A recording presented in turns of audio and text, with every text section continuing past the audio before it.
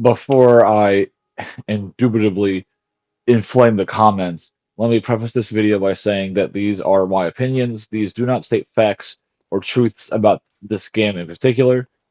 Uh, these are just my personal experiences with Bloodborne so far, and these opinions could change or even 180-degree spin towards the better as I reach the later parts of this game. I do intend on playing the DLC. I did buy that this last Black Friday, but keep in mind that I am at no way, shape, or form saying this game is terrible and that it doesn't deserve any of the praise that it's getting. I just have some things that I need to rant and get off of my chest.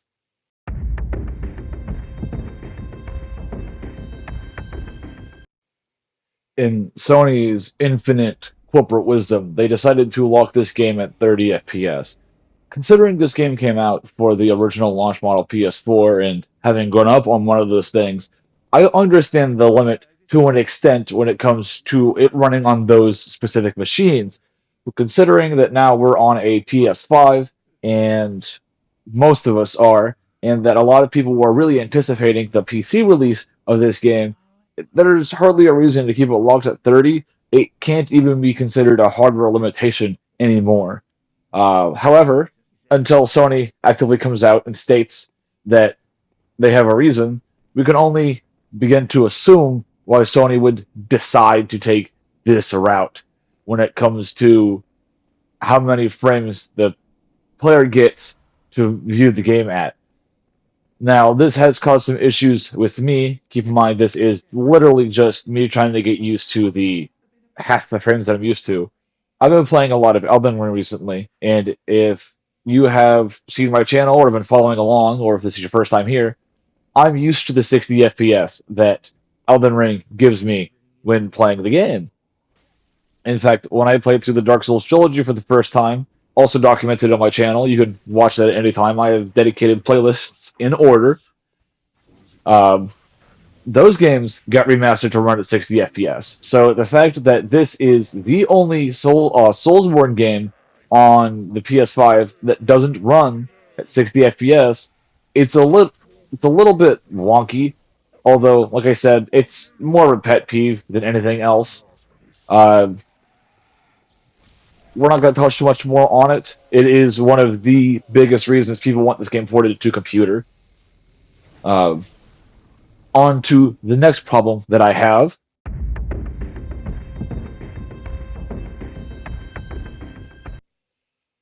Compared to the other games in this series made by Hidetaka Miyazaki, uh, or some people like to call him Michael Zaki, the man who loves feet and poison swamps, I don't know if it's going to be a fair comparison. However, it is going to be a comparison that I make regardless, because it's the same director. I don't like the fact that your means of healing, such as in Dark Souls, the Estus flasks, in Elden Ring, the Cerulean tear flasks, or the Crimson tear flasks, don't replenish at the Skull Lanterns. Now, that's not to say that you can't replenish them. You can buy them from the Bath Time Messengers for 540 blood echoes each, or there are very specific enemy types that drop them in varying quantities.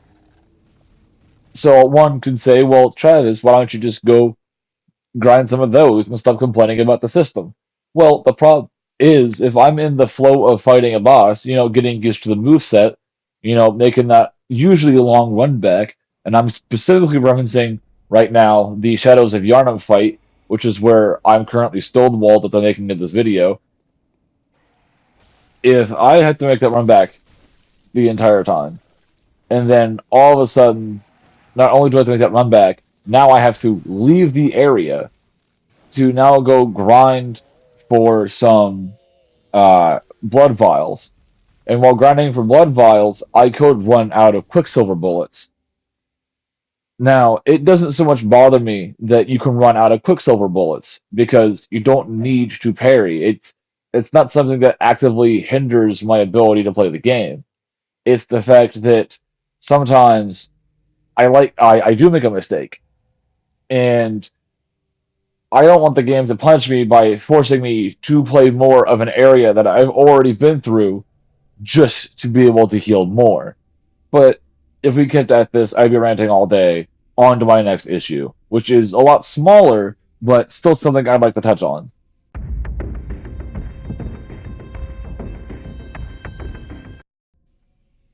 Before I rant about this for way longer than anticipated, I want to say that I'm very thankful that Miyazaki gave us the ability to fast travel pretty much immediately, like in the other Soulsborne games, except for Dark Souls 1, where you had to beat Small and Orange Bean to unlock that ability.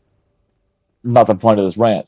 But is the fact that whenever you do unlock a Skull Lantern, if you want to travel to a different one, it isn't Skull Lantern to Skull Lantern like it is Bonfire to Bonfire in Dark Souls 2 and 3, and Grace to Grace like it is in Dark Soul Elden Ring.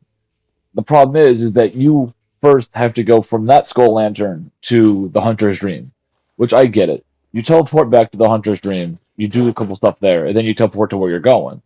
But I'd like the option at some point to teleport from specific lantern to specific lantern. Now, this could be something that gets solved later on. I'm only up to the Shadows of Yharnam fight. In fact, I am currently trying to find and kill the Witches of Hemwick. So take this complaint with a grain of salt. It could just be baseless, and I'm not far enough for it to be useful yet. But having to go to the Hunter's Dream every time I want to teleport anywhere other than where am right now is very tedious. Part of me wants to say it's due to the PS4's limitation of power. Just they couldn't handle loading that massive area all at once while deloading the current area.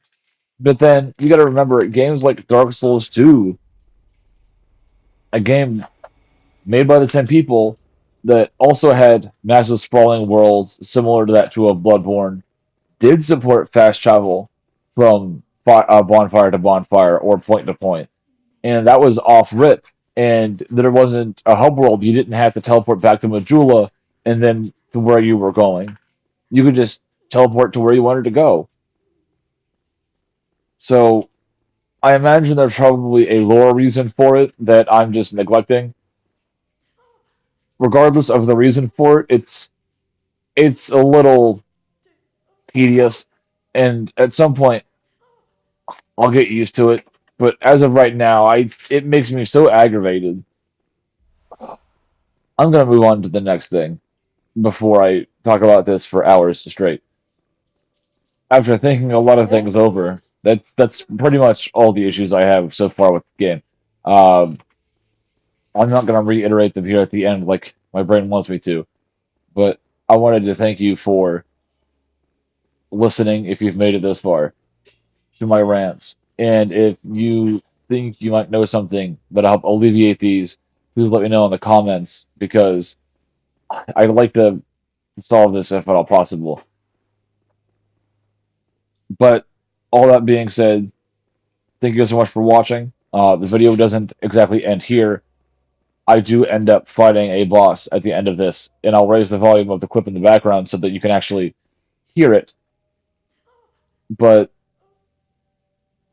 what you've been watching in the background has been me kind of exploring new areas, trying to find new weapons, stuff like that. Um, Thanks so much for watching, and I'll catch you on the flip side.